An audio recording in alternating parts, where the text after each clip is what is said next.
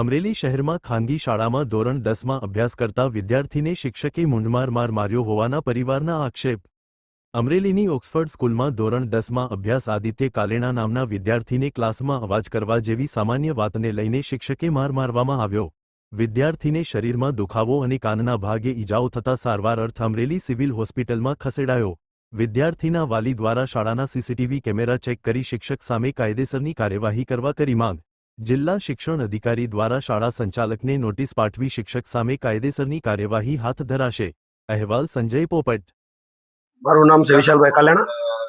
અત્યારે હાલમાં મારો છોકરો ઓક્સફર્ડ સ્કૂલમાં અભ્યાસ કરે છે અને કાલ રાત્રે જ્યારે આવ્યો સ્કૂલેથી ત્યારે એમ કીધું કે મને સાહેબે મારેલ હતો અને વાક વિના અમે 7 જણાને માર્યા હતા।